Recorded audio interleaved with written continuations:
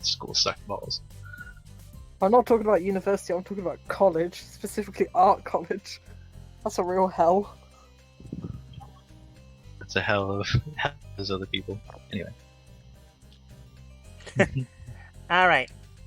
As you guys entered into a university / college, because this is technically a university / college / elementary school / middle school / high school / whatever someone else considers it, you think back on the day, on the days that happened prior to this. They're how old are Alice and Mary? They're like 13, right? 14, Millie's an unidentified age. But looks 14? Shapeshifter. Biological weapon, yes. But prior to this, you am I going robotic? Just cut out and then you went robotic. The infection spreads. Alright, let's try to do Didn't this even have to send photos for that one. simple and easy. You left Noche, left someone behind. Don't know their existence or if they still continue to live. You came back to town. We're told you have some free time to explore the area. Told that the lieutenant of the police force is currently recruiting some people. Ignored it. Headed out on your own adventure. One went to a underground fighting area that was recently dismantled by a superhero. One went to Section 5 to get some weaponry, as they are currently waiting for, honestly, the materials to enter into the area. So they're told you about the lieutenant looking for people to take on a job. Ignoring that, you basically went shopping for the day. Relta found some new games and has yet to really explore that. Going through that, finishing up a quick fight inside the underground area. 2 random people showed up, prepared to make trouble, and made a double. Apparently no one was there, so they went into town feeling super embarrassed. Evie and Maria overheard this and began chasing them. While everyone was wandering around town, everyone gathered up at the school, and now the jig is up. As Alice and Millie reform back into their current forms. And Caitlin was definitely with us, sure.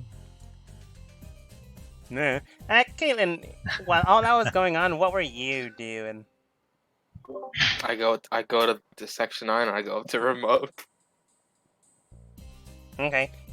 You never left then. Which helps. You're just in a stasis right now. The good old T-pose no clip, I see. Alright. I guess we can begin with you. Section 9. Do you know I'm almost back in the game. I've only crashed 5 times.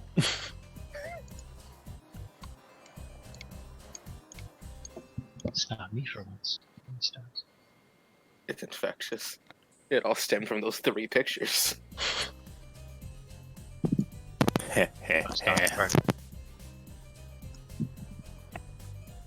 Yeah, I was wondering who keeps leaving the game. You think it's probably the one that's struggling to survive? It's not voluntary.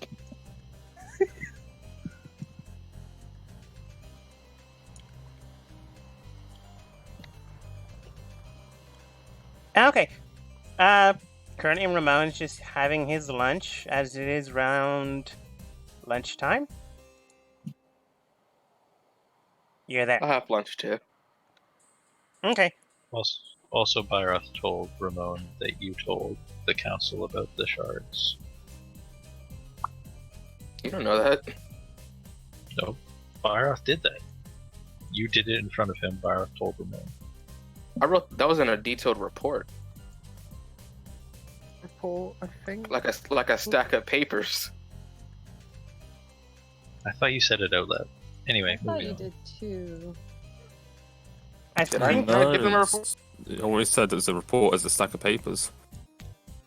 yeah, I think directly to me he said I report on everything, but he directed that at the GM. I don't think the players know that. Alrighty then, moving on. Spray bottles for you, friendo. I think later on, though, at one point you guys spoke about the blades, so that could be related. Spoke about Mixie with them. Yes, that's it. So they know about the blades at least. Maybe not the way you thought, but they know about them now.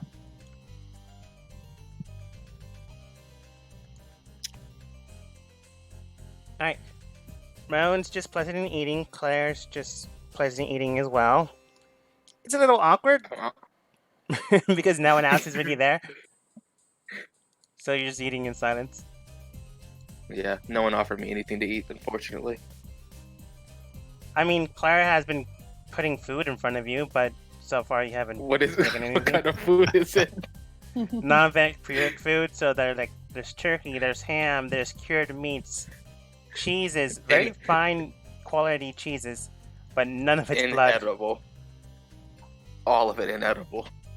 I don't eat any of it. I don't even acknowledge it's there. Yeah, she keeps Trying to rushing make her into the feel kitchen, awkward. making some stuff, putting it down. 2 minutes later, she sees you don't touch it, and repeats the process over and over again. It's funny. Yeah, I'm not gonna say anything. I'm enjoying the service. I thought you meant my character Drunken Claire, and I was like, red wine. Yes. Ramon, Yes. I remember you saying that we of Section 9 are able to acquisition these shards of sins. If you so deem it, I can return back the one that Byroth put in my possession. I do Specifically require told- the blade, the lust one. Byra specifically told him to hold on to it. Yeah. So he goes, all right. Do you have any?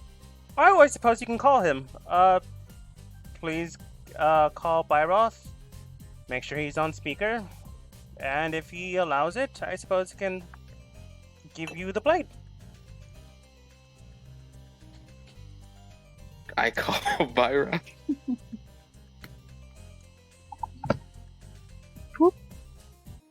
Oh, hello. Ramon, how do I put this on speaker? It's always been on speaker. It's never not been on speaker. Oh, okay. Byroth, This is Baroth. this is Caitlin. I'm Ah, here with hello. Claire and Ramon right now. Hello, Claire and Ramon. I'm making new armor right now, I guess. Yeah, around that time. Yes, I remember. It was only about an hour ago.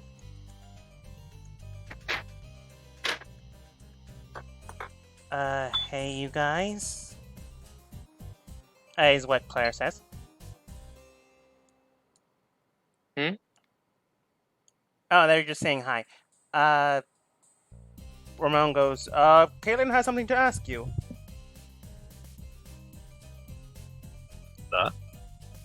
I request the shard of lust. It's already been contained, so the effects of lust shouldn't affect me. If Ramon's correct, right? He's neutralized it and put it into a weird casing system. So yes. Okay, I understand why. This is like punctuated by hammer noises and like pumping the bellows. I understand why you want it. It's a very powerful artifact, and my worry is that you will use it against someone associated with Section 9 or our group, and I think this is a conversation better had in person because I will ask you to swear an oath.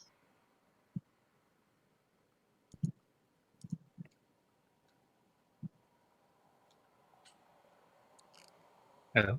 Hello? I hang up the phone. You hang up.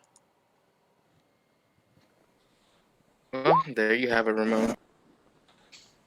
No, your mic's not working. Oh, dang it. I was basically said I required an oath from him. No, not I you. know. And it was Evie. okay.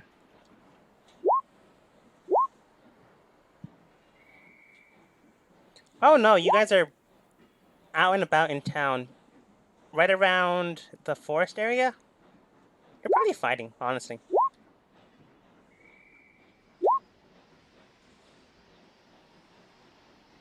Yeah.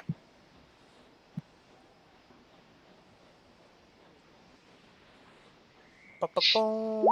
So just so we're clear, Caitlin, I wanted an oath from you, and then you immediately hung up.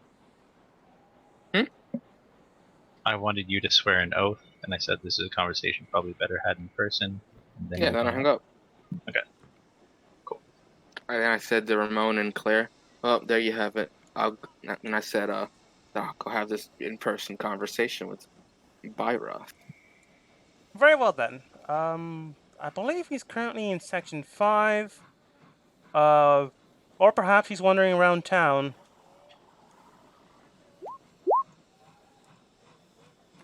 I mean, like, we did just say I was making the armor, so I'm probably still in section 5. Mm-hmm.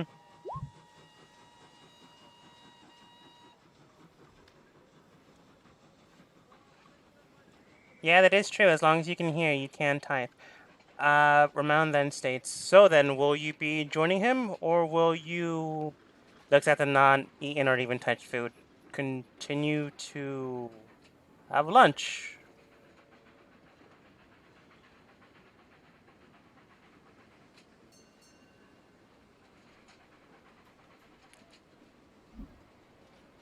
Hello?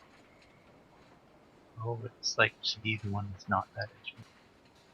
Did I even get heard? Oh yeah, I heard. Okay.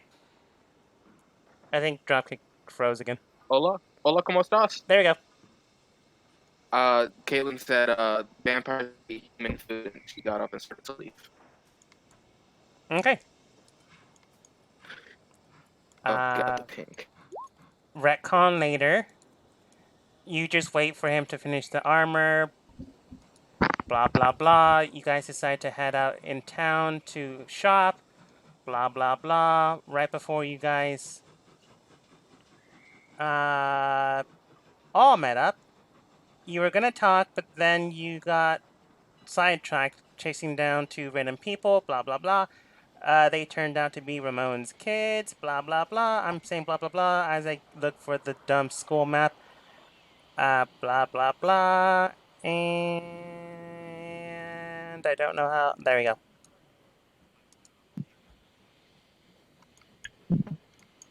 And Evie has a bruised face. Does she? Apparently. Unless there was time for Maria to cover it up like she's done every other time. Right, yeah, you're good. I don't know. There you Evie go then. posted it, so.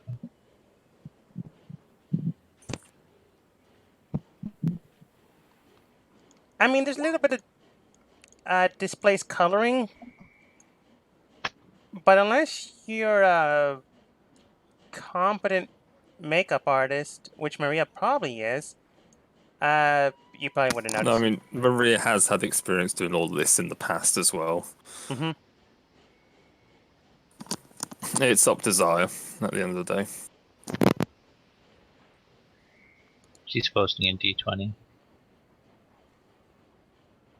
Mm-hmm. Ba-ba-ba.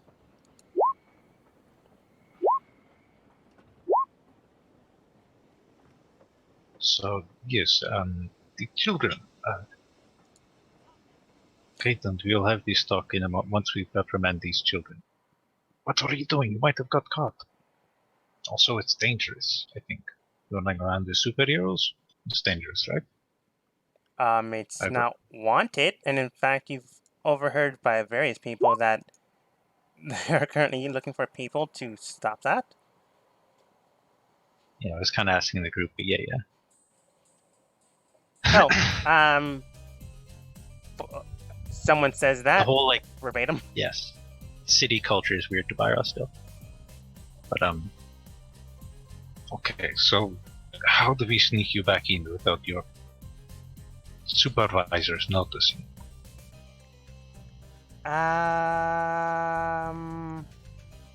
We're very good at what we do.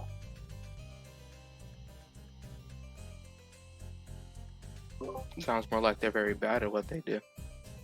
I mean, we caught you, so can't be that great. I wasn't even looking for you.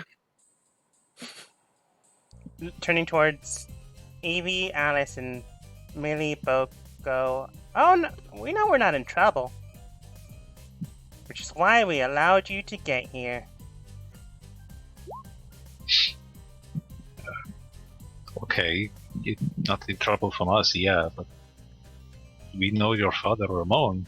What would he would say if you were... No, if he were to know that you were pretending to be other people running around outside of school hours? He would say to make sure my mom didn't find out. I believe that. Can I do I believe her? Can I give a perception? Yeah.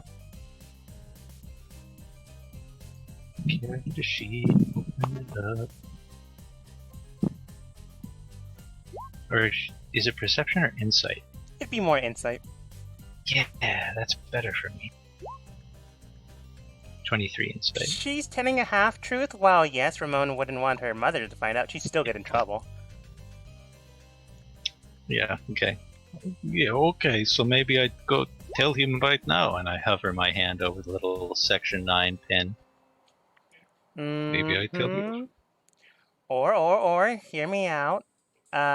Then Evie explains. I'm not sure if all of this is in context, so I'm just going to say it all out loud.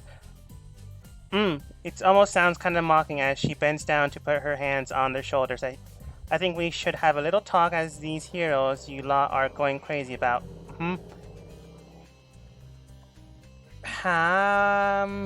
Or we can do what she said. We can just talk. Okay, so do what she said. Why were you looking like other people? Who were they? Why you look like them? She gets closer to you, whispers, but not so quietly that everyone else can't hear, but quiet enough that if anyone's around, they wouldn't be able to hear. That's our superhero names. Personas? Millie, what's it called again?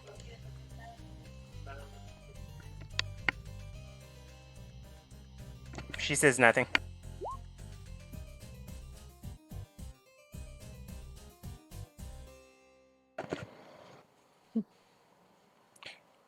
Yes, that one! Evie then explains alter egos. Mine's Shadow! No, wait. It wasn't Sonic the Hedgehog. What was it called? No, I think it was. Darn it. Well, she now has her own OC. A vigilante rogue, bent on true marksmanship, always attacking, always striking head on first. With her own, she then explains basically Mixie's background, other than her actual personal background. Oof.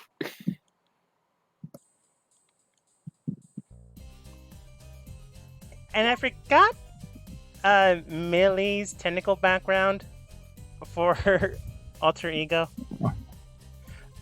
But I think it was Wild Card. It was a dumb superhero name. But I do not... Byro does not understand. Would not your actual real status as daughters of head of Section 9 carry much more weight in terms of crime fighting ability? Yeah, but it wouldn't be as cool, and plus, we're technically underage to attack people in broad daylight without getting in trouble.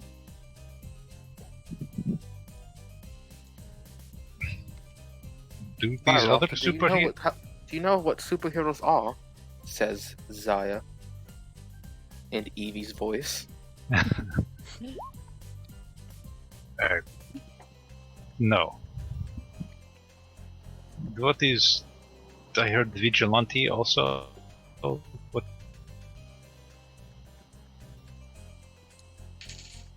Alice just nods. Because I thought the whole point of having organized people to do that job would mean you wouldn't have to have other people fighting crime, quote unquote. Normally, but sometimes the cops just don't know how to deal with the bad guys. So it takes other people to do the job they don't want to do. They're mostly Right. known as fictional characters that are shown to be beacons of justice.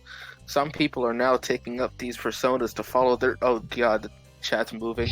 Personas to follow their own ways of fighting crime in quotation marks. These children are probably following after Mighty Knight. Yay, you remembered it!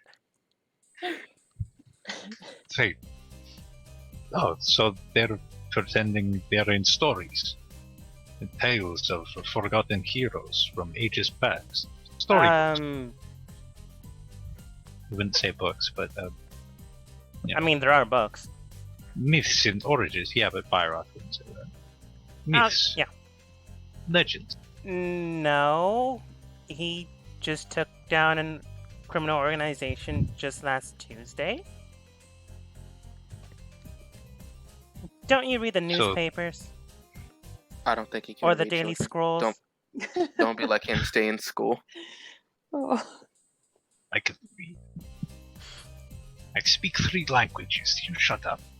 I speak 4, catch up. They are simply being creative, but we should teach them about the difference between people who do what is good and people who wish for their own way. Says Evie. Yeah, I agree with them. Caitlin, With Evie. yes. Yeah, I agree with Evie.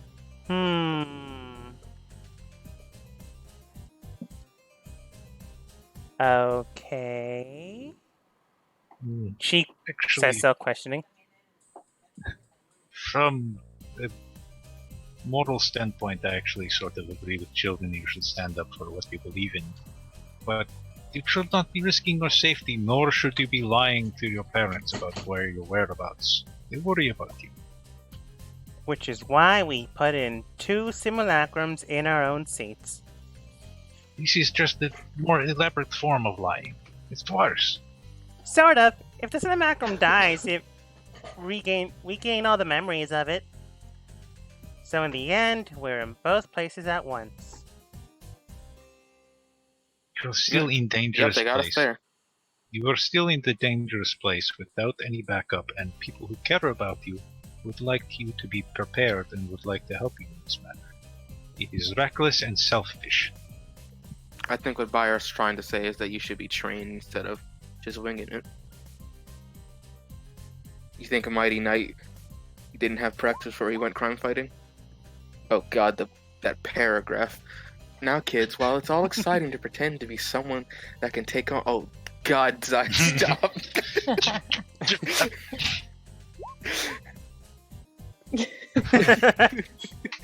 To take on anything, you're only young. You got a long time to prepare for this without throwing yourself into dangerous situations.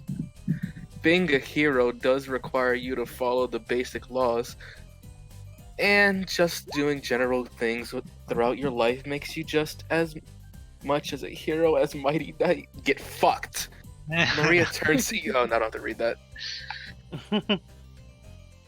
Alright. As Maria then curtsies and leaves. Somewhere. Okay, Byroth, go ahead and roll persuasion with advantage due to Caitlin's help. And Evie's Alright. persistence. So +2. Can I just roll my own persuasion? No, because you didn't necessarily say you wanted to. Oh no, I wasn't gonna train them. That's a lot of that's my free time. Oh yeah, then Persuasion. so I roll nine disadvantage? Well, whatever. The advantage is 19. plus 2, that's 21. Boop-a-snip. Fine. She snaps her fingers, and you see 2 charms across both their necks just fall to the ground. Fine, you can have them. She kicks them begrudgingly towards Byroth and Caitlin. What, she kicked at me? Like a Amulet. charmed necklace. I'll pick it up. What are these young ones? It's what we use to transform.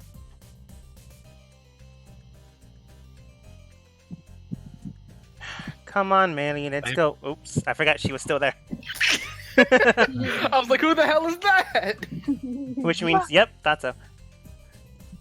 Come on, Manny, let's go back to class. Hold on, children. I don't think this is what he meant. No. I applaud your honesty, and I will take these because I think if you were to do something, you should be able to do it with your own face. As you say that, You want to Evie be then presents them with a set of new ears. still their own face. Ears don't cover face. Says from man who typically wears helmet. That's practical combat decision. Also viable for disguise if you just want to wear a helmet. That's fine. As a disguise so that your family, friends, and loved ones aren't also targeted. Their family is one of the most powerful and renowned family in all of City. And can still be a target. They're really not. Ramon was basically a bachelor until a couple months ago, and Allie's an adopted daughter. So is Millie. Whatever. Their father is an incredibly powerful man. You really don't know? You know he's influential, but that's all you really know. Also know that he killed his parents when he was 4 years old. Yeah, but that's personal things. Still sounds pretty strong to me. Yeah. But yeah, true, he is quite influential. You say that, Alice then goes, okay. So you can use his influence to gain resources to better outfit yourself and train yourselves to be heroes. I think it's better that they have disguises. Understand. Evie then hugs... Not Evie then hugs. Alice and Millie then hug Evie for the new costumes. Millie gets the tail, Alice gets the ears. And they begin to bolt towards class, unless you decide to try to stop them. Wait, does Alice already have a tail? It's a weird tail. They all take pats them on their heads and says, "Be good now." Yeah. Now running off with a bunny tail and floppy ears, they head out towards class. Now begins their own arduous journey of sneaking back into class. But that's their story. I wanted to try to help with that, but they're so fast. You can try. But They they're have it covered. on I it, bet yeah. this isn't the first time they did this. It's not. It's Now about really that not. talk. Caitlin cracks her knuckle. Alright. I wanted to have this chat in person because I'm going to ask you a personal thing. In order to entrust such an artifact, great power to you, I must ask a few things. That you never give it away, and that you never use its powers to influence a member of our team at Section 9. And the oath that I would ask you to swear this on is almost disrespect, because I require the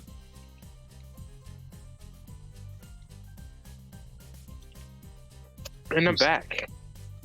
You're back. Okay. Essentially, never give the shard away, never use it on a member of the squad, and I ask you to swear this on the immortal soul of your daughter.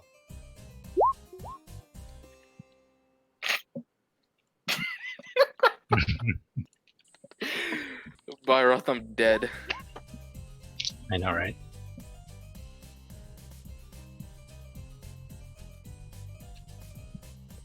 And I'm not sure you want a blood oath with me. I just ask you to swear it on the immortal soul of your daughter. If you want to blood oath it, Byroth can do it out of respect for the severity of that sort of a oath.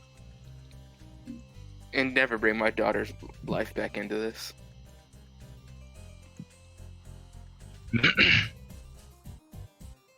Okay. I'll just nod. Is there something particular Maria is doing? Sorry, you gotta say the I word. PM'd you, Dogma. Oh, okay. I don't see anything yet. Oh wait, you It's mean a in little roll way 20? up. Yeah, I'm roll 20, yeah. And Caitlin, you must say the words. I'm sorry, but Oh, you must have done the other account.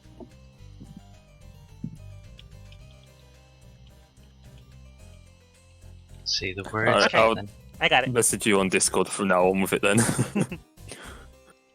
I won't promise on my daughter's life, but I will promise to you in this party. If you will No, not I- swear on this, then blood oath it must be. Like I said, Byroth, my blood is very volatile, and I don't think you want that in your body. They just learned Greater Resto. I'll be okay. A vampire's blood is volatile. That magic would save you from this curse. That's how you turn into a vampire if you didn't know that, Byroth. I thought you had to drink from me as well. Why would I put my mouth on your neck, Byroth? That's barbaric. We must think of something else then. To swear Like I on my... said, I swear on the party. What was in the report you gave the Dark Council? What happened? Everything that happened? Everything they need to know.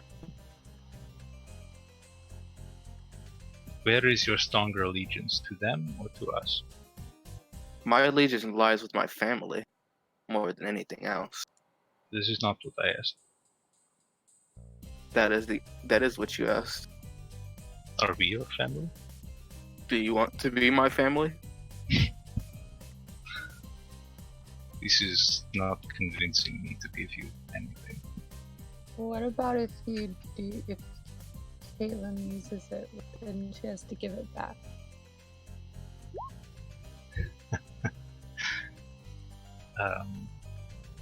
I know what you're suggesting because I built your spells, but you have to suggest that out loud because right now Byroth isn't. You're just being evasive. You won't swear on anything other than your allegiance to us, which is clearly questionable because I wanted you to swear an oath.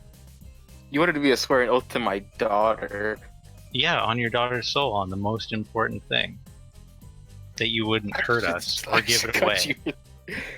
I won't give her. I won't break a promise as a noble. While this is going on, contemplating each other's own various existence and saying yes or no, Maria stumbles upon 3 students just blocking the western path. They're not really forcefully blocking it, they're just standing around just nonchalantly between classes. So as you round a corner, they begin to speak. First the male, because you don't actually know their names. Let's see, where in conversation would you have probably... Let's go with there.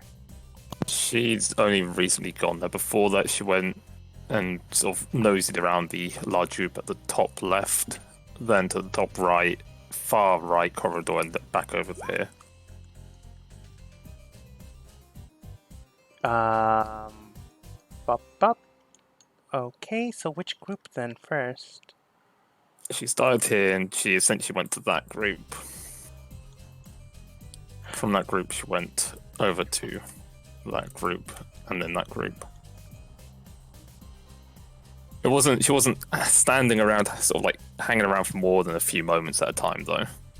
Okay, then I will begin with the first group. And I'm just gonna give snippets because the way you described it, she didn't stay there for that long. First, the guy behind, just standing all cool, like back to the tree, smoking. He's too young to smoke, but he's still smoking. He's one of those rebel kids. Yeah. Anyways, looking towards the rest of the group, he then goes, "Guys, I'm fine. Relax." The girl then states, "If you're really fine, then what's going on? What have you been doing at night?" "Guys, I've said it before. I've been looking for him, trying to see what's really going on. I don't know why he's going about helping the town, air quotes, but I don't think he's what he's supposed to be." "What do you mean by that?" "I don't know, just something about him throws me off. I don't really think he's a hero." The guy that seems bruised and beat up, or at least the one with pink hair, picking his nose, then goes, "What do you mean, man? He saved me and Thomas," looking towards the other bandaged guy. "Like a week ago, after some thugs began to beat us up. Look, all I'm saying is I get a weird feeling from him. I casted a spell when he was nearby once, and I sensed some very powerful evil. That's all I'm saying. I'm not sure if he's really bad, but I just get a bad vibe from him." The next group. They don't really have any information, but they do have a small conversation. "Oh yeah, really? The professor did that? Yeah, you should have seen it, man. He was casting some weird spell he was trying to manipulate with some notes this one dude with glasses got him. Oh, you mean the halfling professor that taught a couple weeks ago? Yeah, that one. He was modifying one of his spells when it blew up in his face and it cast, what was it called? Prismatic ray? Oh man, that must have hit everyone. Yeah, a lot of people were seriously injured." Ugh. Ah, no, they're fine. Everyone's fine. The mage, bleh. I wrote that wrong. The mage cleric pretty much cleared them up, so they're good to go. Some of them turned purple for about 2 days ago, though. Nice. The kids really have nothing to say. They're honestly just reading comic books. Ironically enough, they look new and pristine. And you do see the words "Mighty Knight Strikes Again," Volume 1, Chapter 8. They're not really talking though. From there. Maria does. And the last group basically just talks about their class currently. So you get, yeah, so did you all manage to get the headmaster's lesson yesterday? No, I'm afraid not. Whatever he's talking about, it's way over my head. Well, you never know. This new school of magic is the way of the world. I mean, right now he's trying to get more and more humans actually able to cast magic, even without an actual connection to the source. Yeah, but it's just, if you don't get it, what's the point? I mean, most of us can cast magic because we have at least some connection. I just think he's trying to help out as best he can. Well, the university is open to those without magic, but they don't really last too long, so I don't see the point, really. Well, either way, we should probably finish up the homework. Oh, I already did it last night. Do you mind if I borrow your notes? Yeah, the last time you did that, we both got in trouble. and they continue on like that. Okay. Back over to this other side, and she's going to cautiously approach the kids. And sort of very shy, just... excuse me. Do you know where I could get one of those books? What would his voice be? I just wrote down young kid with comic book. Booger. Booger. Yeah, do Booger's voice. Oh, that one. No. Silva is special. You can go into town and find the comic shop.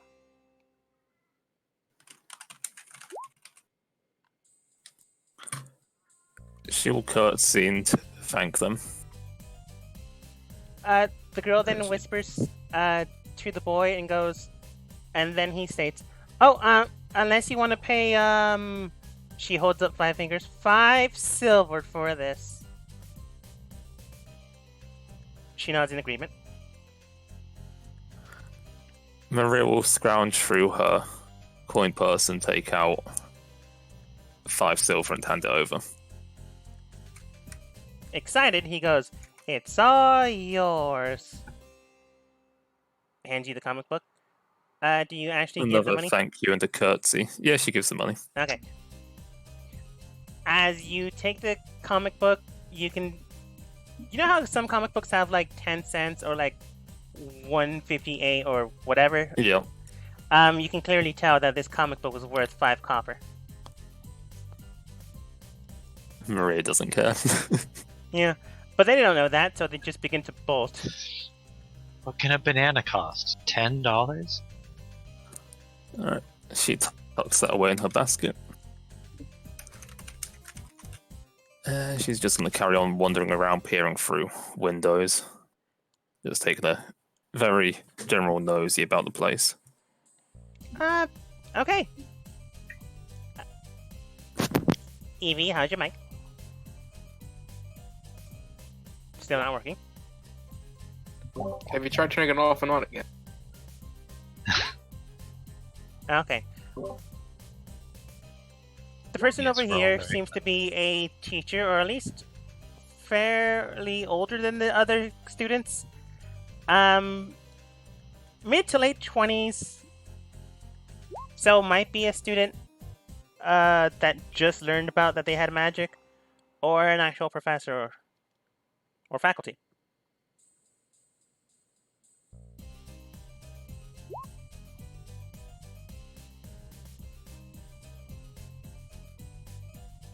Yeah.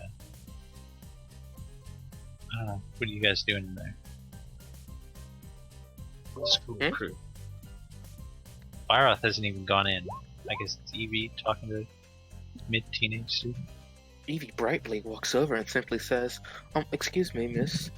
Do you perhaps know where the headmaster's office is? Oh, yes, of course. You just simply enter inside and... Well, right now he is teaching a class in the second classroom, so I suppose you can catch him when he leaves. I mean, of course, unless you want to find his office and wait for him there.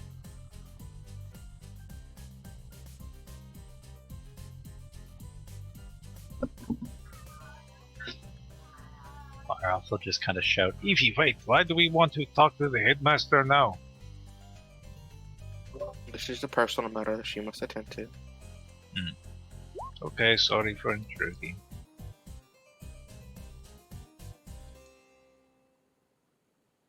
Evie Brightblade says, we won't, I do. From far away, though.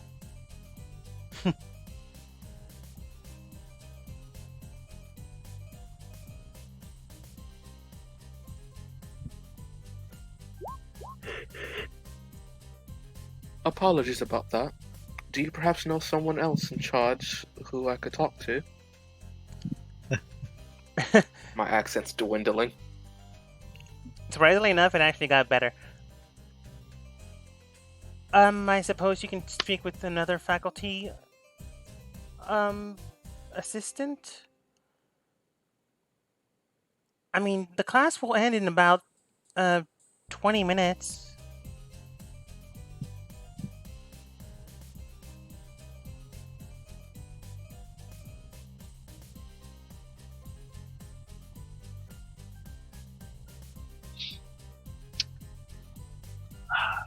I said that Byrock wanted to help the kids sneak in, so he's just going to do that with his massive giant body and just be a distraction. He's going to come up behind Evie. Before that, though, oh, then I'll simply wait until then. Thank you for your kindness. Think. That threw me off. Oh, then I'll Oh, simply I know what's await coming. Then thank you, kind miss. As she gives a curtsy, Evie Brightblade in Byron's head. Hey, are you sure about that? Are these the events that you want to transpire, Byra? You coming up behind me on the day of my daughter's wedding? Alright, we still have brain links, so I'll just say that to Evie in her brain as I start walking up. And if Evie tells me not to, Okay. desperate typing. Friends messaging me. We're Wondering- not friends. I want on about you, cunt. I will recommend for your safety, you do not. Byrock will stop where he is there, not into the courtyard, but now he's on guard. Is there danger? Are the children in danger? Don't you remember? I do not wish to get violent in a public manner. Oh, no, right, you have a Twitch.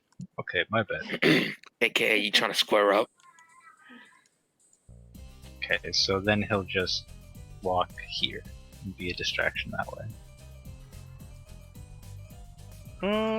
Okay. You wander about and you do see an open classroom. Maria, the rest of you seem to be just wandering about. You don't know what's really going on, but entering inside Maria, you don't really get pushed out. More as you go into the school laboratory. I was more like she's wandering through the corridors rather than actually get into classrooms. Oh, If okay. there's open doors to the classroom, she'll sort of stand outside the door and just sort of peek in, but she won't go in. Okay. Wandering about, you do see three doors are open.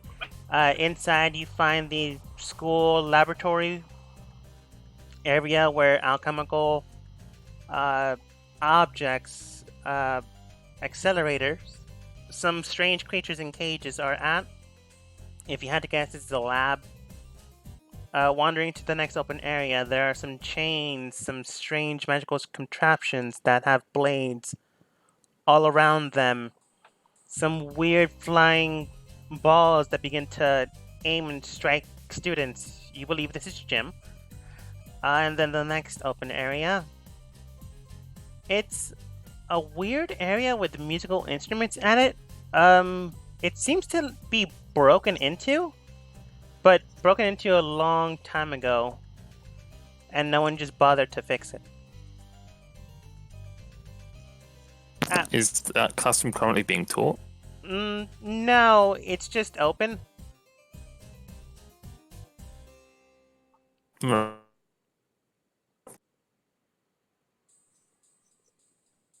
I mean, there is. And just look around. Okay. Oh, go on, sorry. Wandering about, you do see the school music room.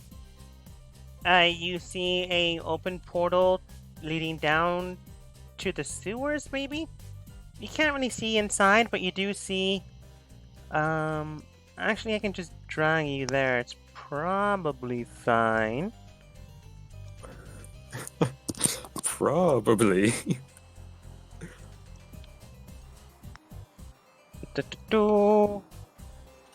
Just need to find where everyone's at.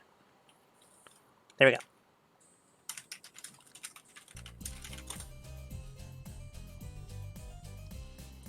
Oh, it's this place. Yes.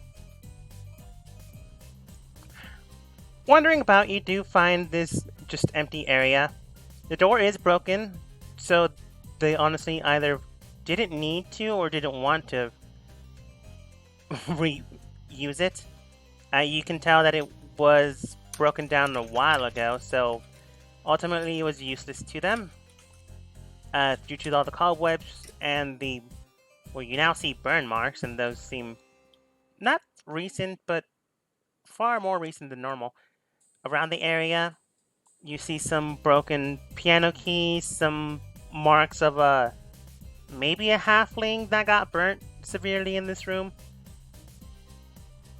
And then you see something underneath what's it called? Rug? That underneath that is another opening to a underground passage system. So you'll head back out of this room and just carry on sort of wandering around the corridors. Okay. In the meantime, everyone is currently Monster. heading towards the school's necromancy class. If I can find the darn thing. Let's see, school maps, school study hall, Dead Dragon treasure Is room. necromancy being taught? It's being learned. Maria's gonna stay outside the doorway and just listen in. I mean, everyone's heading there anyways.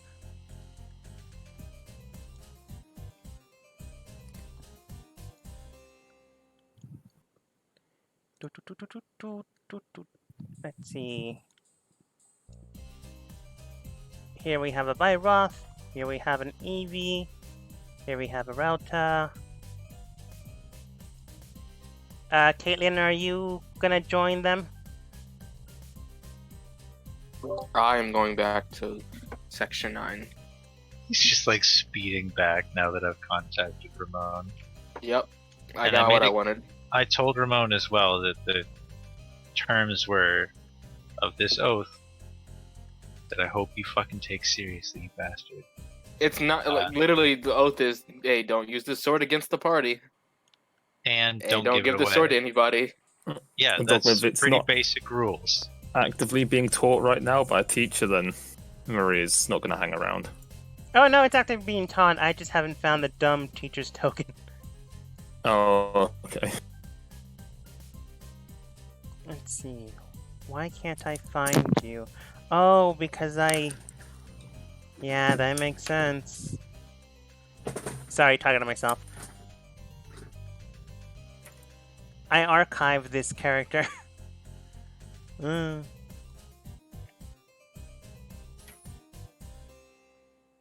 Doot. And yet I can't find you still.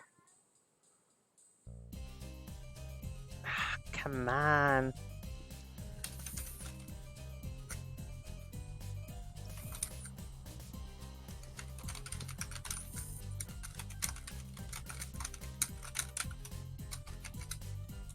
This is supposed to be the headmaster too. How can I not find him? I don't even know where... Ah, hello class, what are we doing in here? Wait, guys, what are we doing in here? Draws attention to them immediately. You do. Ironically enough, this is the same room that Millie and Alice are trying to sneak back into. You see their simulacrums literally in their seats. Alright, 8-foot Barath is gonna go forward. Apologies, citizens, we understand there were masked vigilantes seen in the area. Alright, they're gonna roll something. They now have disadvantage on the roll. I'm trying to get in front of... Sorry. I do that from this position? Okay. Then I guess they have advantage. If you're phrasing it that way. Why can't I find the stupid headmaster? It doesn't matter, he would look older anyway, so I'll just use a different token. So I'm just trying to draw all attention to myself now. So I'll do the booming voice thing from Thaumaturgy 3 times louder than normal. Everything is calm. They have been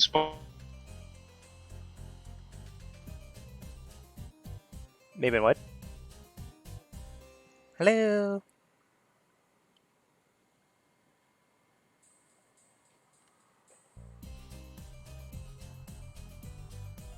We just want to make sure that check.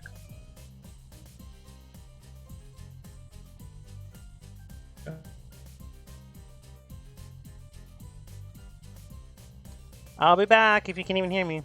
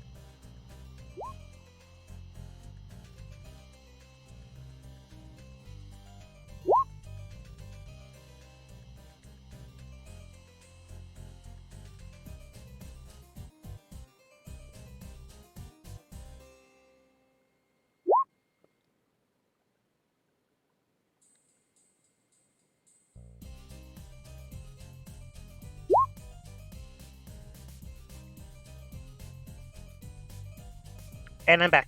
What did I Do it. miss?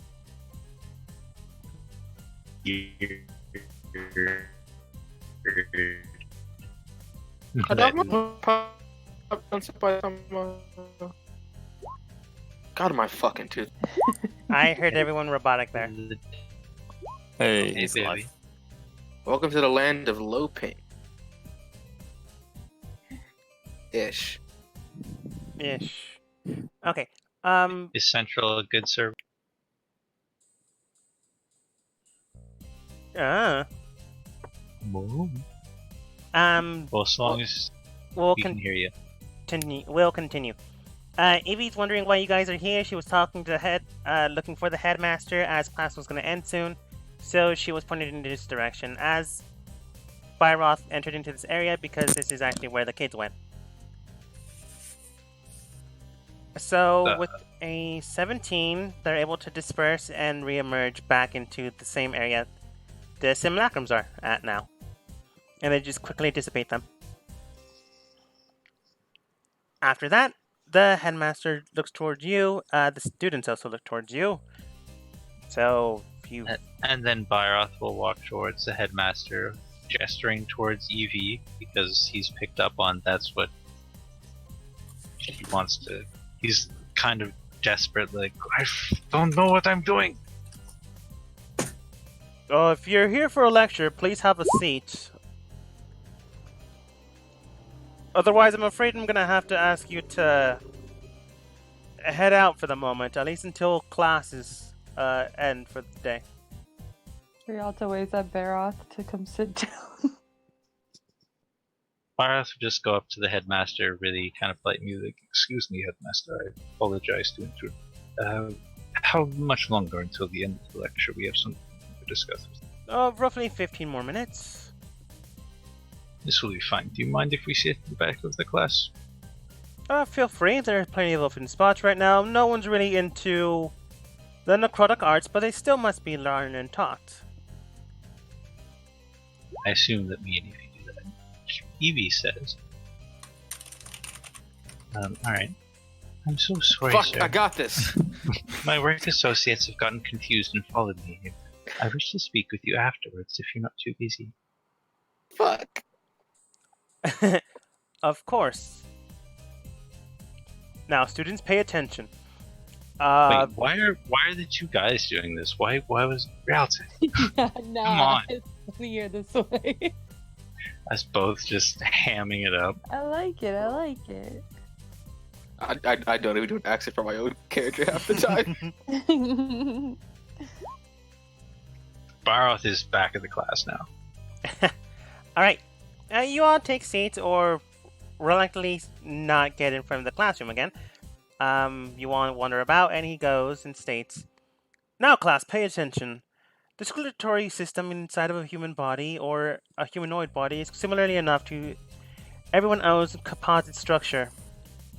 As it decomposes, the same system circulates through everyone's systems. However, they shut down.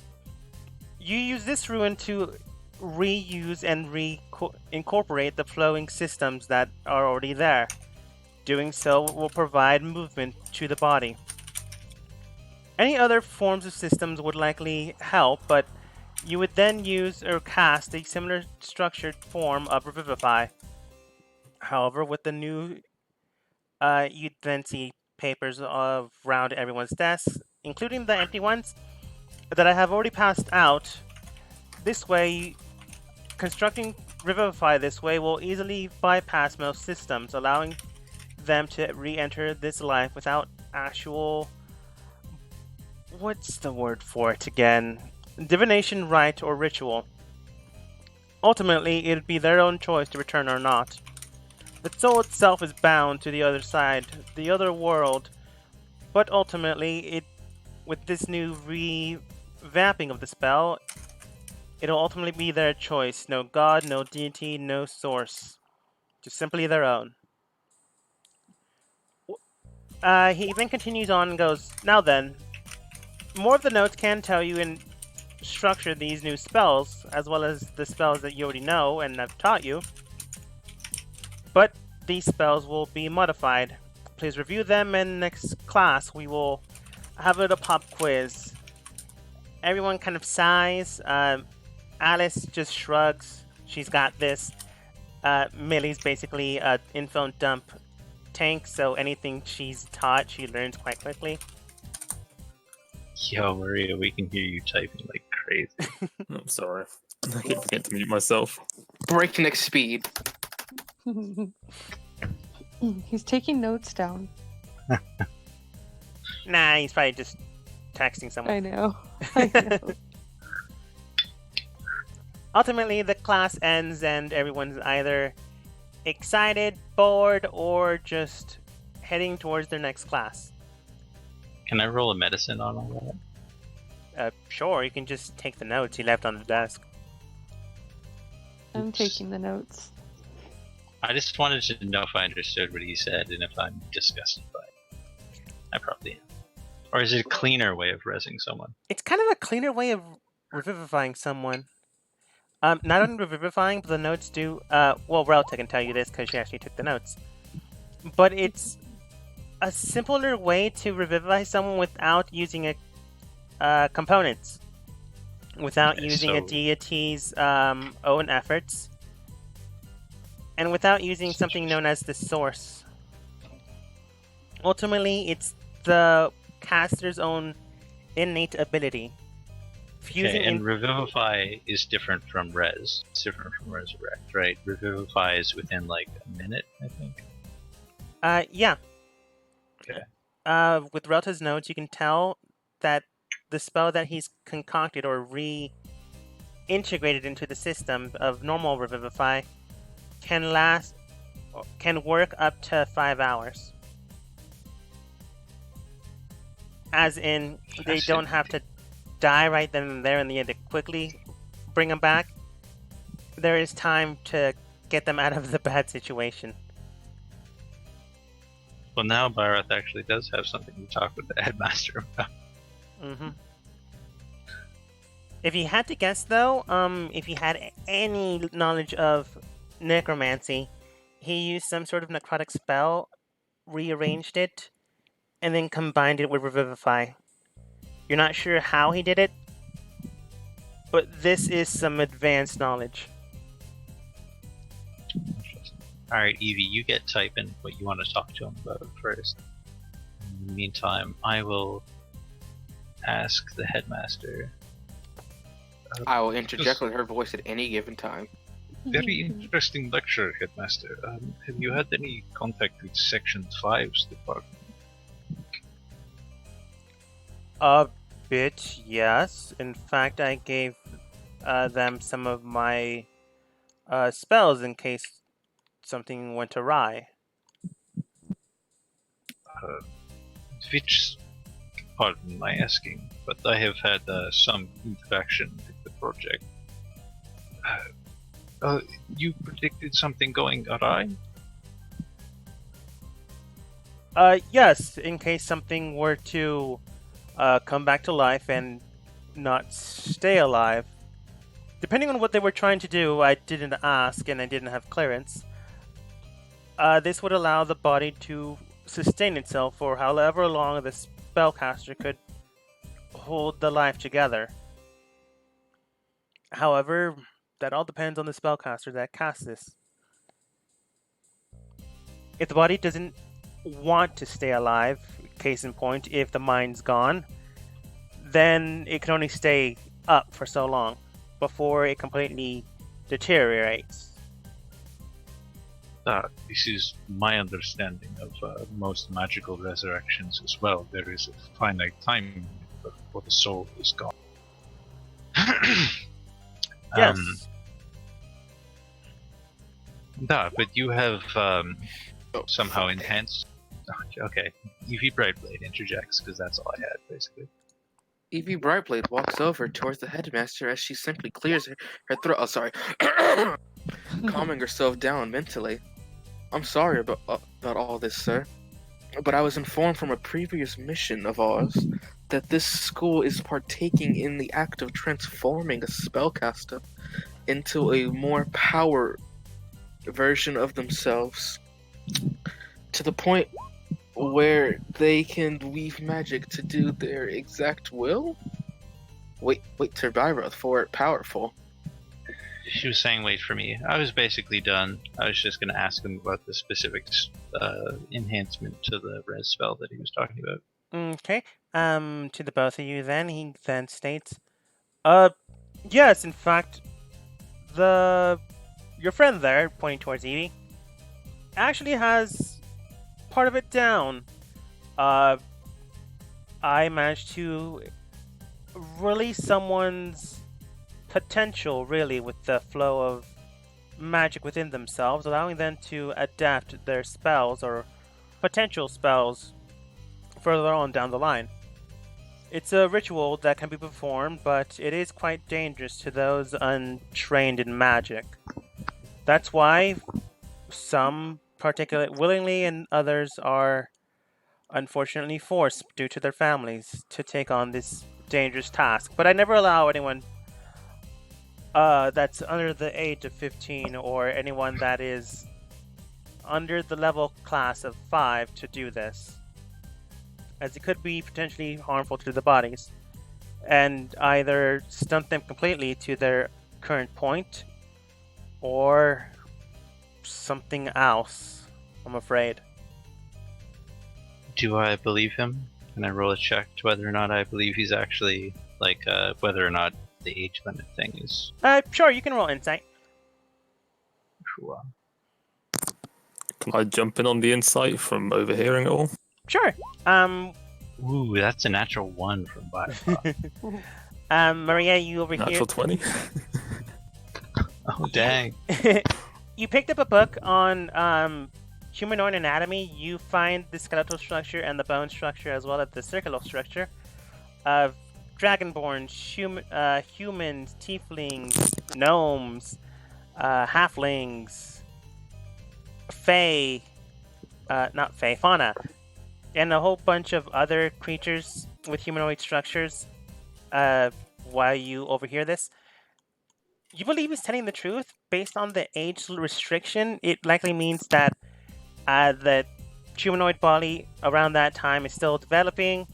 So before they actually hit their plateau, he doesn't want to do that in case Either the spell will advance their power far too quickly before they're ready, or something else. You're not quite sure, but he's holding something back, as if potentially if he does it underneath these restrictions, it's possible something goes completely awry and something very dangerous could happen. Which is why he May I likely ask- has these rules set. Evie Brightblade says, "May I ask if this ritual would be powerful enough to permanently change another person's form or health?" His accent is never the same. Not unless they want to be changed. Ultimately, this allows them to access their magic far more willingly than formally. Well, I suppose those that are trained in magic often are taught spells in an achromatic way. In a different way, they can also now, when releasing this gift, change and modify this spell with pristine accuracy as long as they have the willingness to adapt. If they so choose to change their form, well, that is their own choice, but their health should stay the same so long as it's fine to begin with.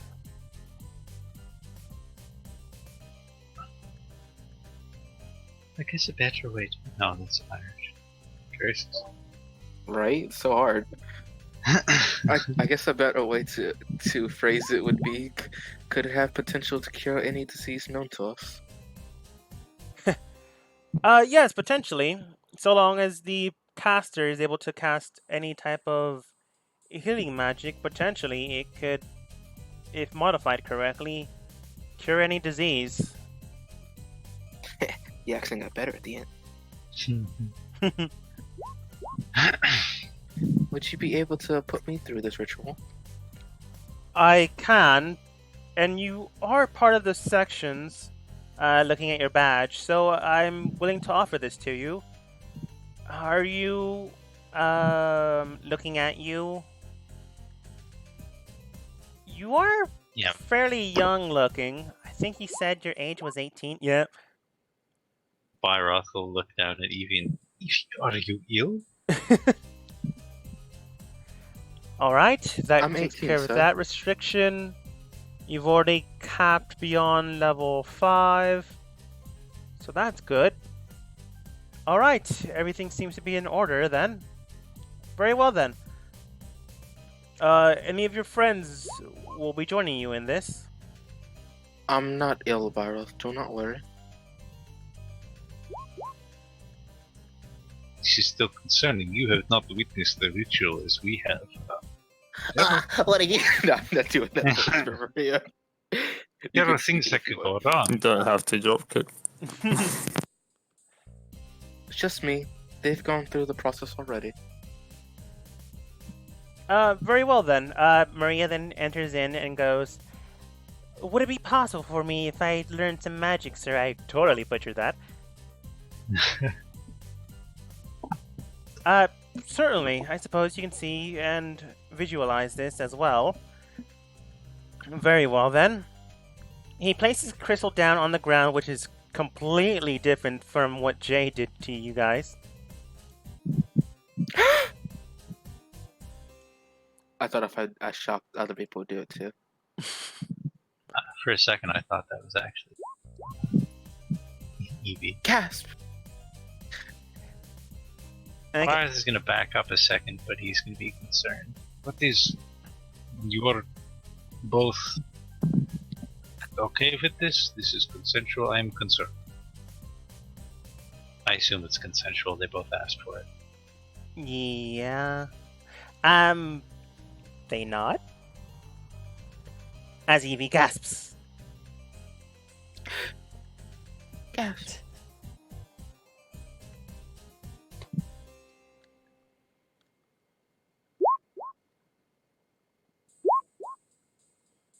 Yeah, but she's just gonna go through the same journey you do.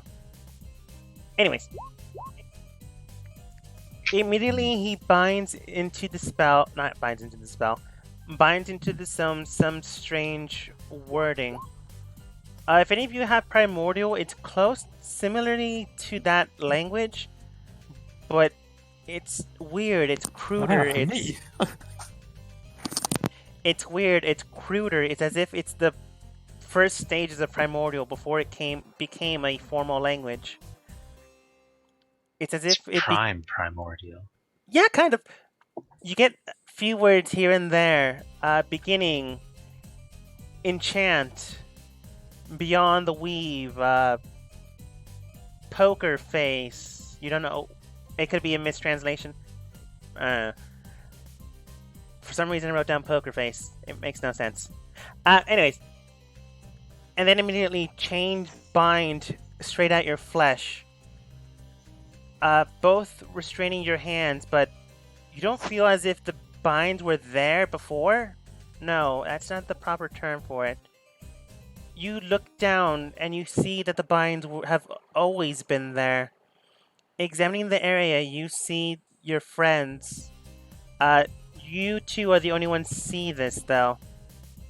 Your friends are all not chained, but you do see chains around them severed. You then, Evie, see Maria's chain sever as well. It's as if they were there and then they were gone because she already had this done to her. And then immediately you find, go ahead and roll. I believe it was an entire chain of saving throws. And technically because Yes, Maria... wisdom. I think it was all It five. was, actually. it was every saving throw, and any below a 10 was a fail. A natural 20, you could add You can 1 add a or 2 pass to points anyone. onto, or was it a full pass? You choose a full pass. A full pass onto a score that you failed. Mm-hmm. Fail. Pass. Pass. Pass. Fail. Pass. Okay, and you just barely pass this ritual because it's 3 fails and you're out.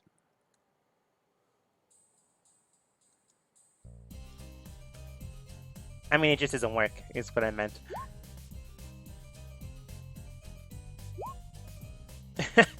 So immediately, surrounding you, you sense your magic. It begins to ignite, it begins to sing. And then the chains around you just break in twain.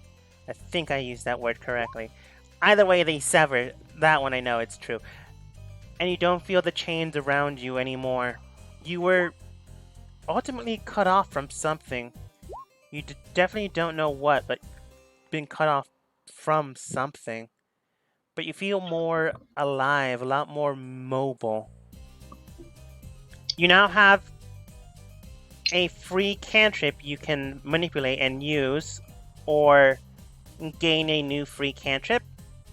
And because you guys leveled up last session, you guys can also modify a first level spell. Oh shit. Interesting. Don't know if any of you did, but I'm reminding you now.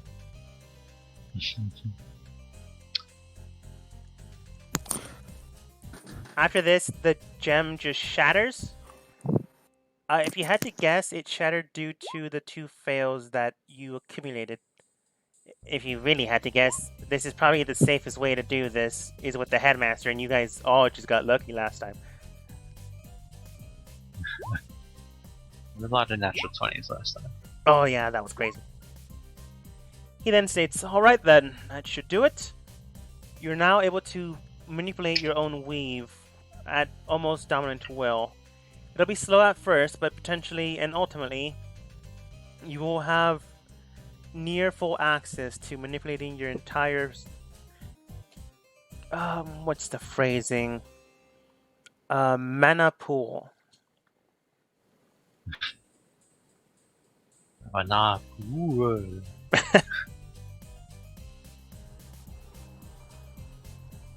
Monopoly. Because both them are typers. This was a very impressive display of power. What are we done here in the university now? You have provided us much information, and oh look, the thing we came here for, it was just a natural kind of sweep of the city for show. Okay, bye now. Okay, basically Evie and Maria. Because I don't think any... You know what, I'm just gonna say it to the entire group because I don't think you guys remember how to do it. Starting from last level, you're able to add a cantrip or modify a cantrip. At this level, you can add a new level 1 spell or manipulate a prior level 1 spell. And this continues on, so forth and so on as you level.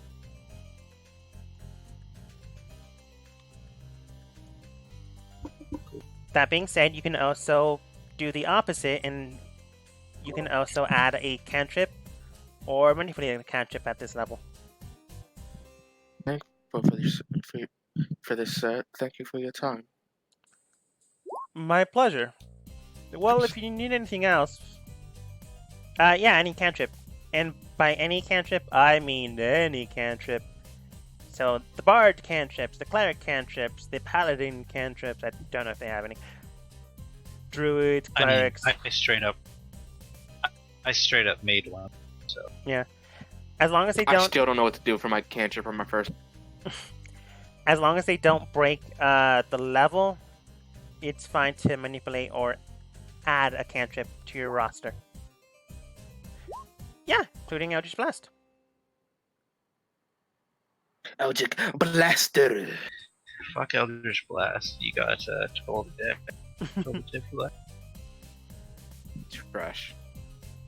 Yeah. After you guys. The Chroma. It's just the opposite side of the Yeah. I have 6. Are we done here though? I think everybody's done. I believe so, yes. Unless you need anything, feel free to come by my office later today, I suppose. Oh, and you wanted to learn a new spell, is that correct? Looking towards Maria. Here, perhaps it can help you. He hands to you something known as... let's see, how do I pronounce this properly? I'm not even gonna try. It's something known as... Raise the Spirit? At least that's the way you're translating it. Oh wait, do you even know Undercommon? Undercommon, I do Thieves' Deadly. Cant, Sylvan, Primordial, Draconic, Abyss, Celestial. I know most exotics, but not Undercommon. Okay, you can... You know what? He just tells you. Because that would be the easiest way to do it, honestly. He just gives you a book and goes, with this is known as Raising the Soul. You can ultimately bind something to you if it dies within your perimeter? About 10 feet. It only lasts about a round. But it should do you some good in case you get into trouble. You basically turn the enemy against itself.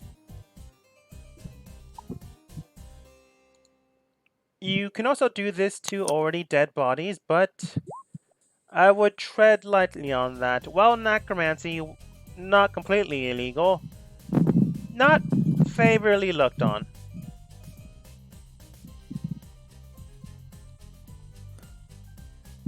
It's a simple, quick how to do spell, so the more you train in it, the stronger it could potentially become.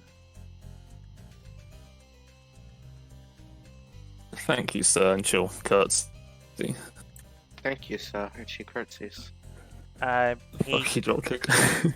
curtsies in return. He's never seen so many people curtsy before. God, what a loner. Nerd.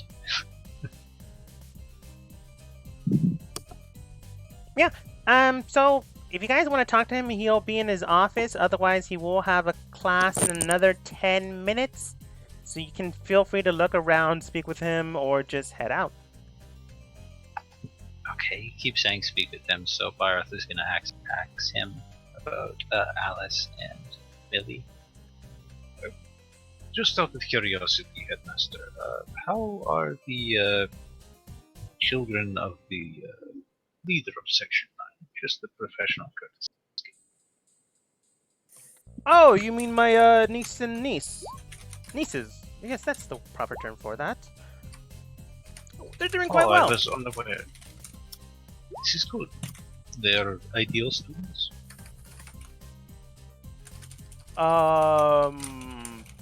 They learn quite well and can manipulate spells at a breakneck speed. Of course, the daughters of the head of Section 9 would be exceptional. Of course, exceptional students often require exceptional teaching. I suppose you could say that, yes, but they're a bit of free spirits. I mean, who am I to speak? They are my brother's kids, so there's no surprise there.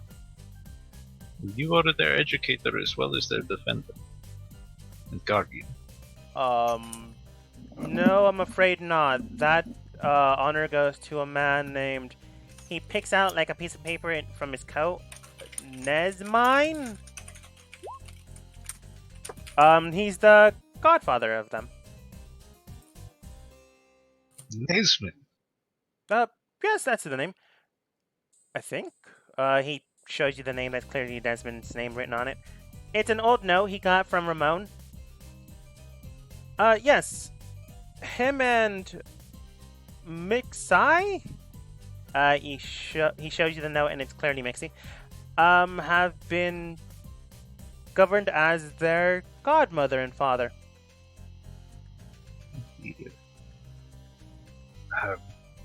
I mean, it's not like we're related by blood, so that's not too surprising. No, I fear I failed to report something to Ramon earlier. And I think I must be off now, Headmaster. Alright. See you later. Yes, okay, goodbye.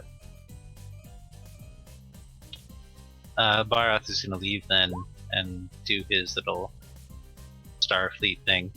Ramon, did we fail to report to you earlier that Mixie and Nesmond are probably in dire peril, right?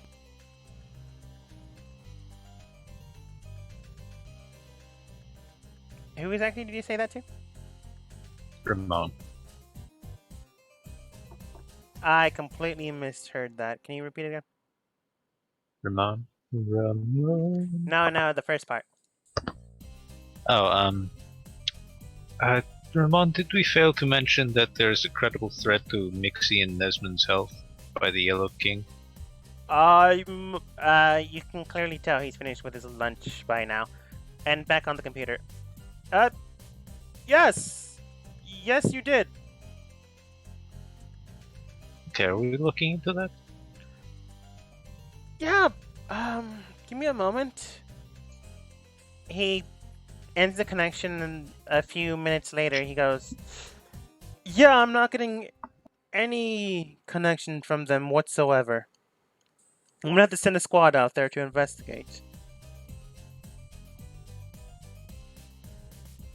Thank you for letting me Could that be know. us? No, probably not. If you know this, then it's possible that someone is following you. Or potentially possible. We think it's probably agents of the Yellow King. That's even worse. I'm gonna have to send out. Yes, I'm afraid I'm gonna have to send out Team 9 again. They're not gonna like this, but they are the most familiar with the tower. Yeah. Unless you want to go, then it's up to you, I suppose. I mean, technically Section 9 would be more capable on paper, but we did save them. I don't know. You're the boss. And or what does the team think? It's not like I want you to do it or anything, baka. It's not like I want you to save my old characters or anything.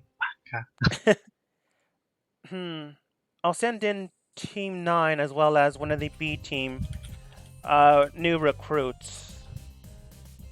That way, I'll at least have more numbers on their side. Thanks for informing me. If anything else happens to them, though, I will likely send you. We have cleaned up Team 9's messes before. Indeed.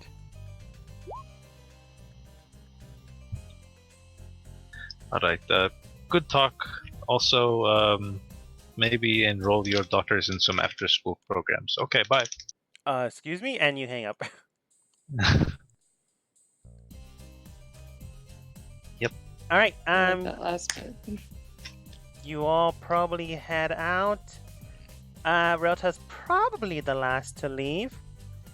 Yeah. So Relta, go ahead and roll me a perception check. Okay. Oh, you can do it yourself tonight. Yeah, look at me. Sure I can. You remember how? Sorry. No, I do. I was grabbing something, sorry. You said perception, right? Perception. Perception. Look at me, I did it all by myself. 19. They grow up so fast. You see Alice and Millie repeating the same actions. Like, quite literally, they're still at their desks writing some notes down, repeat an action. Then it seems as if the paper changes itself. The notes wipe away, and then they repeat the process over and over and over. They're not there, are they? You put your hand on Millie's shoulder, and it just goes through. This is clearly a greater illusion. Riel just puts her hand to her head and shakes it like, oh, jeez. And I have no idea when or where they left to. You know they left some time ago, but no one actually knows where they went. Riel just shrugs and she's like, I wonder if they even know class is over.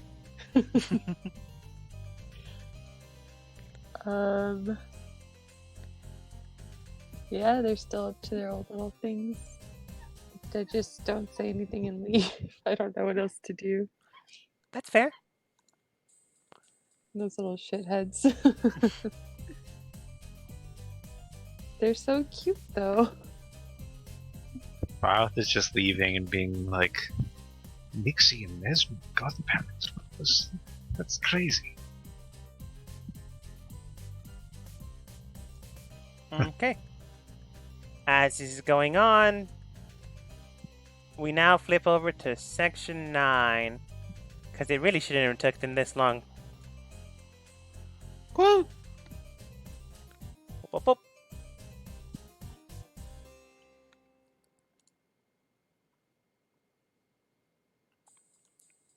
You come in fully formed, in cladded armor, maybe. I took it off. Oh. You come in fully clothed, draped in a gown. Twice. Correct. Oh, God, Douglas. You disappear now. Nope. Okay, I'm leaving one. You erase one. You choose. Okay. We did it.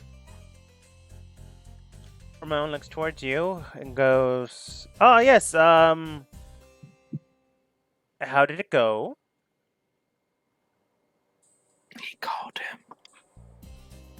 Yeah, I called him and explained the oath. Oh, no, I know that. But he's just making small talk because he's very bad with people. It went about as well as when he contacted you. Oh, right, right. Right. Well, anyways, he then takes out the weird... It kind of looks like a glasses case, but a lot longer. And then you see 3 divots with filled holes, and then there's 5 others without anything inside them. He picks out one, and then a blade begins to extend out and manifest itself in front of him. In front of you stands the blade that you've been looking for, and then he hands it over. Do you grab it? Caitlin will grab it. Sorry, Evie made this whole thing very sexual. It's mine. I don't say that in character though. Okay. He then goes, okay. Goodbye. Yeah, fucking. I swear to God, Caitlin, if I have to kill you over this. Hey, I don't have to use the. If you think I need the lust blade to kill you, you're wrong. I'm just gonna be chilling here. See my see lately? Right. Well, at any rate, he then taps on the table. Right. Claire, can you hand the team that's about to head out to their dossiers? Just right. to be clear, he gets the diadem as well, right? The what? The floaty stone that circles around and makes him not go lust crazy. Oh yeah, that's bound to it. Damn Okay, it. Somebody forgot. You're just gonna be put. I don't want to fuck you, okay? Unless you know how to unbind it, it's staying there. You could probably find someone, maybe. But at any rate, Buggy. Shh. You can't unbind. Wait, if you unbinded it, wouldn't that make the thing? No, just make him horny all the time. Jeez. Claire gives out a dossier notice to this team that's about to head out. She then steps back and goes, right. Well, right now, Team 9 is heading there as we speak. Your team is currently there, going to head out in a moment to back them up. They will likely arrive sooner than you, so you'll be providing backup in case something were to go awry. Bleep here will be your liaison in case anything were to go awry. Star, I believe you've been there before. Oh yeah, once or twice. Once I got in the first floor. Bleep here will be your boss then. Is there anything else you need to know? Penny then said, no, I'm good. Next one. Nope. Do you provide free meals? Yes, you all get 5 rations freely. I'm good. Dara then states, no, I don't think so. Bleep then goes, alright, everyone. March. He then casts a weird spell on them. You have... Oh, wait. Caitlin. Is he flying? Yeah, he's casting flying.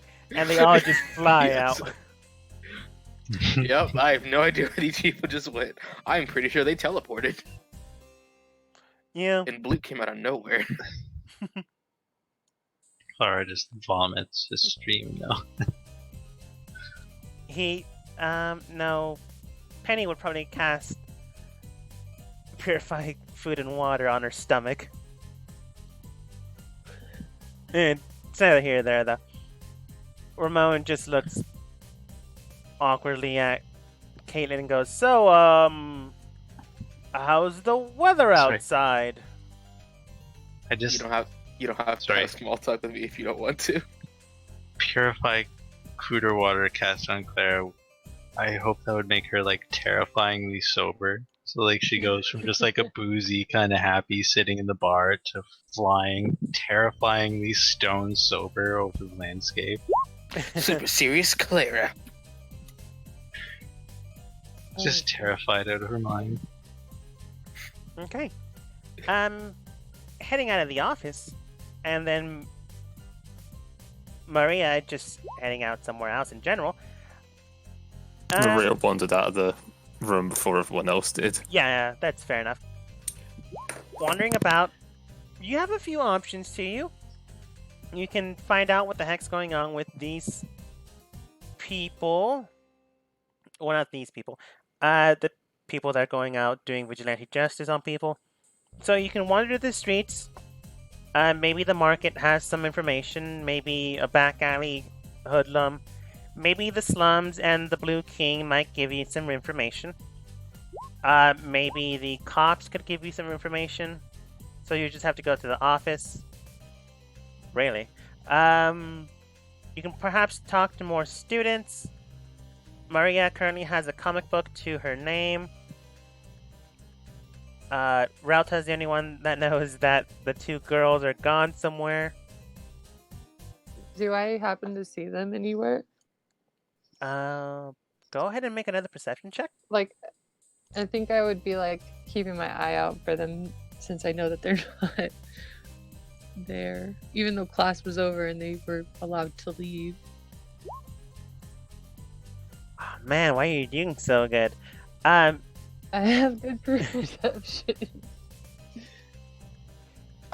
Yeah, you see them. You just barely see them though, because they're literally behind the two other buildings.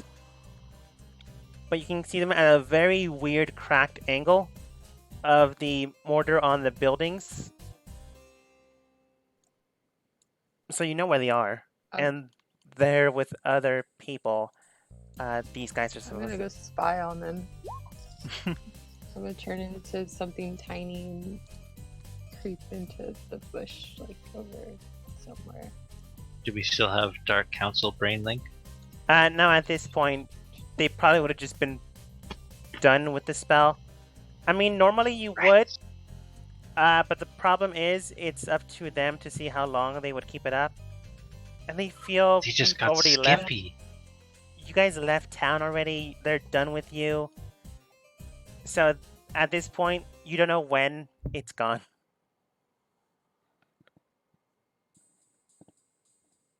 Those stingy bastards. Yeah, I'm like a little animal right now, just hiding out in the bush. Okay. To spy on them.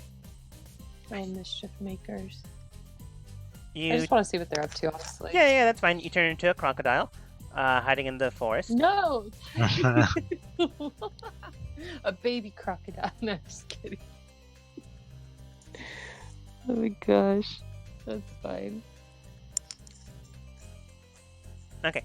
I can't find your actual small creature token, so let's just say you're a small creature right now. Yeah. As you turn into a small, flying-like creature. Sugar glider. Yeah, that's it. I can't find the token though. Looking around you, you do see that Alice, Millie, and a few other students are currently joined together in this weird circle. You don't see any blood or blood rituals, so it's clearly not some sort of cult, thankfully enough. But I'm just gonna give you this because you've been rolling so well with perception checks. You do see that each student does have the same type of gem that Byroth and Caitlin now have. And do Millie and Alice have theirs back? No, Byroth and Caitlin still have theirs. But as that's going on, Alice then states, yeah, they kind of confiscated our gems. You then see one of the older students then state, oh, come on, guys, really? We're supposed to be keeping this a secret. I mean, can you still, help out? Oh, yeah. This hat, Allison points, you can still disguise me. I was just using the gem as, for fun. And Minnie can literally transform her body, so we kind of didn't need them. That cost me so much money. Why didn't you just tell me that before? I just wanted to be included. Okay, fine. But try to get it back. I can at least resell it to someone, maybe.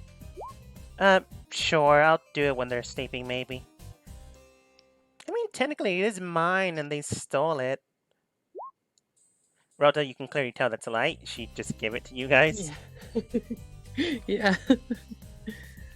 Anyways, New topic though, Allison states. Did you guys catch up on the latest news? Each of them holds out a comic book. It's the next volume. No, it's about 3 volumes in front of Maria's current volume. They have each a comic book, but it's if Maria has volume 4, they have volume 7. Yeah, we all got it. I think you said chapter 8 to me. Oh, Volume 1, chapter 8. Volume 1, chapter 8, right. So it'd be volume 1, chapter 12. They all state, yeah, we got it. Alright, awesome. Alright, please turn to chapter 7. Not chapter 7. Alright, open them up. And then the honor guard student then states, alright, so according to this, he's about to head out to the market. You think we can catch him? Maybe? It's about 30 minutes out, and according to this report, he's gonna be there in like 45 minutes, but we still have class. Aww, Allison states. Maybe next time then. Oh, maybe he'll come to school next time. Maybe, but you never know with superheroes and stuff. Yeah, that's true, most of them say. Alright. Shake hands. They all do weird secret handshakes. And then the purple-haired girl goes, alright, this concludes the meeting of the Mighty Knight Secret Society. They all spit on each other's hands and then shake hands, which is gross. Ew. And they all begin to leave. Rolling stealths for them. And I know, they're going back to class, right? They didn't say they were gonna go try to... No, most of them are heading back to class. Others are heading towards Something out of labs. Natural War. You see this girl just trips. Alice helps picks her up. She's younger than Alice. Oh, thanks. No problem. And then they head out to class. They are not the best Where stealth. They're cute little kids. What do you expect? I'm gonna follow Alice and Millie. Alright, you do see they do actually go to class. It looks like you guys actually taught them a lesson. Right now they're going to Cleric 101. Oh, cute. Okay, I guess I'll just leave him be, and if I ever run into him again, I'll play, because they did kind of skip out on the last class. The last Yeah. 15 minutes of class. They really do. I mean, if you Or know... they should be in after school. I'll turn back to me and tell Baroth what I... maybe I shouldn't tell you. Probably go run them down. Yeah, I guess I'll tell you what I saw, but yeah, I'll tell you they're in class though, so it's okay. This is concerning. Secret Cabal outside of class, willfully and deliberately deceiving the headmaster with magic. These Oh, and Evie's here girls too, need so I tell her supervision. that too. I think we have to talk to them. The fact that they can cast Greater Illusion is fucking concerning. The headmaster They're did strong tell little you kids. that they pick up things Yeah. really fast. And I told him they needed exceptional supervision, and he was like, "What?" Yeah. But anyway, so I'm not going to talk to him about it. I'll talk to Ramon. Oh, you're gonna get him in trouble. I Yeah, might. that's what I was gonna say. I don't want to get them in trouble. I told you already that I can't take it back. I don't know. It seems harmless. They seem like they're just making friends, and I they gave them a haven't- way out. They didn't seem like they were doing anything bad, and then they convinced everybody to go to class. So I mean, we did teach them a little bit. They gave us the necklaces, but they also class when we were right there in front of the headmaster. If this is the way that they have to earn friends, it's concerning. Yeah, but they And- convinced them all to go to class. Also, You have to just seize the good in it. where did all the children acquire these necklaces of disguise? Oh, the These are one expensive. that looked like devices. his oldest bought them all the necklaces. This We're gonna person try to must be steal it back from you, by the way. Byroth is officially like police mode. It's like, this must be investigated. Something is going on here. Just having fun. No, see, I'm not just having fun. We encountered them on the street being pursued by police officers. Gently true. Yeah. We still haven't asked Evie and Maria what was happening there. That's what I'm saying, yeah. Evie, Brightblade. you gonna do Evie Brightblade? I don't think I can. No, I'd embarrass myself. No. I am here. Yay! Evie Brightblade. I'm not sure why you're concerned about them having friends because of similar interests. Please stop. If their interests are overtly breaking the law, then yes. I mean, But actually, Evie, why were you pursuing them?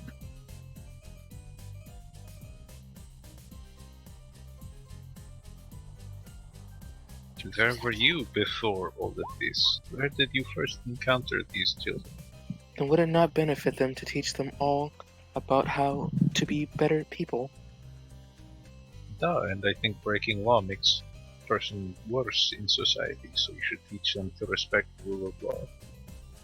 Although there is Byroth is, well, there is a merit in personal freedom in the way that you interact. Anyway, I encountered them in the forest. They were talking out loud about us.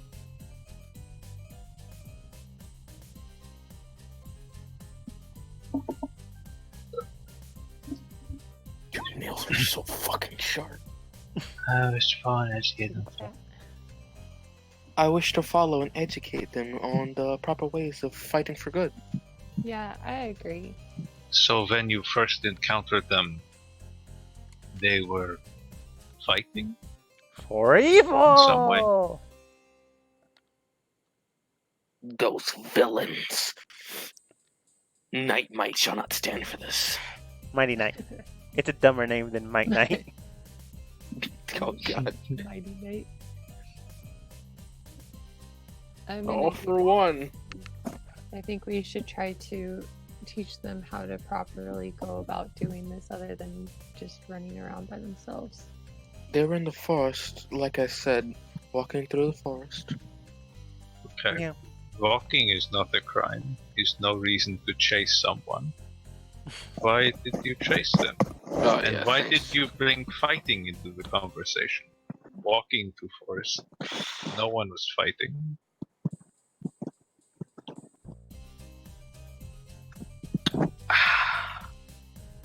Okay. Well, I this know is... you're trying to be elusive, Evie, but you just gotta spill it. Mike. Unless you want to hear this the whole time. Your cat is right up in Both your cats face. chewing the microphone. But he's super excited about it, so he's purring. While this is going on, Maria gets encountered by one of the high school students. Hey, you over there. Older Atlas. Yeah, kind of. Little. Oh, fuck. I did base Maria's Alice's going token to off of this. look confused.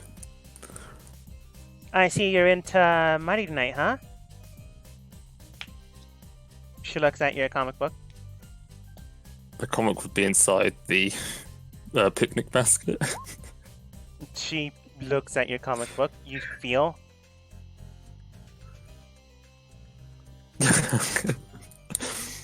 uh, she'd shrug and simply say she doesn't know anything about it other than it's someone who's apparently fighting crime. Yeah, that sounds about right. You seem new. I mean, I saw you talking to those 8-year-old and then take their comic book. That's probably how she knew, honestly. But she then states, well, I have a proposition for you. If you want, I can give you the latest issue. Of course, it's going to cost you 10 gold. And that way, you can find out where he'll be. Today and tomorrow.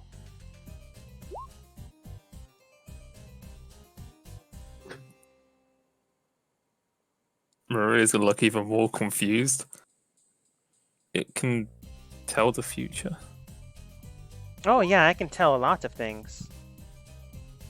What the weather's like gonna be tomorrow. What's gonna happen in about, as she opens one of the comic books, 45 minutes from now.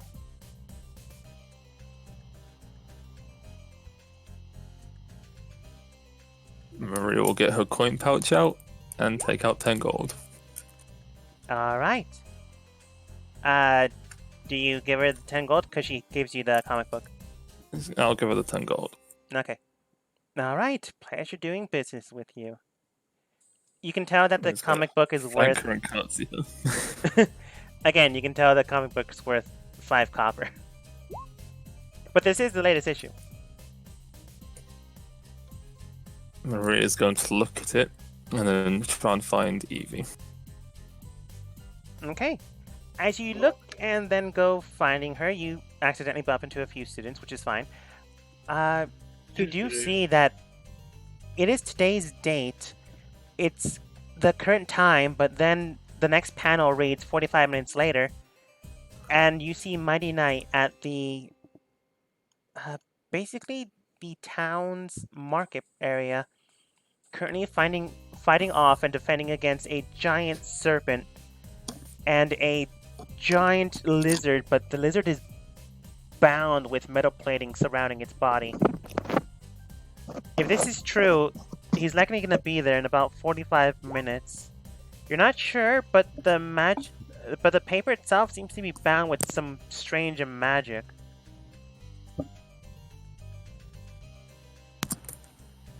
Is there any for where he's going to be later today? Later on today, you do see that it does depict some strange location. It's a place with various servants, various alcohol features around the area, and various, you would assume, heads of houses just being served by various servants. They're going to my brothel. Now it's a bar. Fucking flesh merchant. It's known as the Piggly Wiggly. I must go there now. Okay. This is my culture. Maria's going to come up to Evie, curtsy, and go, young mistress, is it okay with you if we go for our meal now? You shut the hell up, Rex. I have catching up to do. Evie wants to know if I'm interrogating her right now because I kind of am. So But I'd like to see before if I that- can. Alright. Lay it on me, voice actor. I didn't bring it up, but I didn't bring up fighting, Byroth. You just did, and I followed them because I don't fucking want to read now. Kill Ah. the boo. Alright, I'll keep it simple.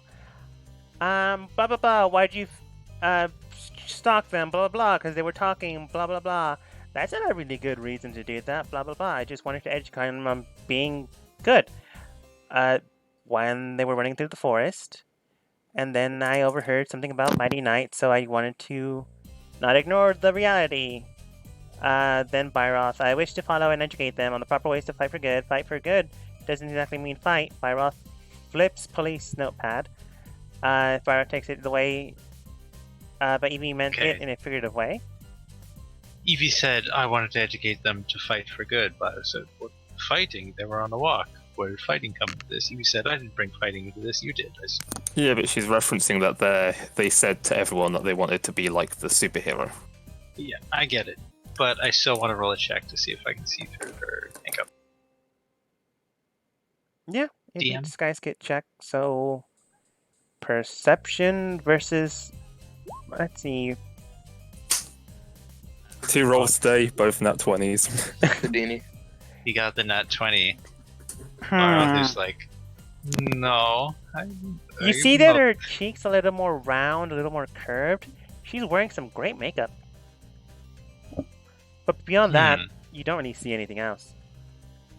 Okay, the other way that I do this is because Byreth is all about armor and such.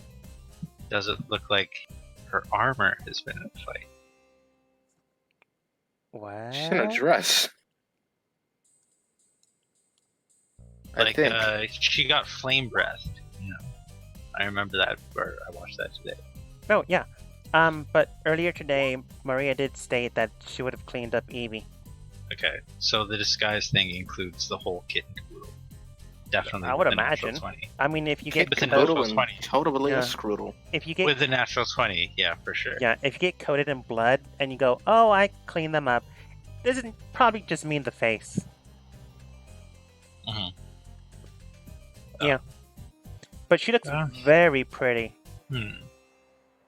I mean, Uh. for a thing that looks too human. Human. For a person with like celestial cheekbones, they've been really enhanced. But Someone turn on the Snapchat filter. Alright, I'm gonna stop. I apologize, Evie, for my aggressive line of question. I'm still learning how to be an officer of Section 9. I'm sorry, Maria. Yes, we shall go soon. The mood came back.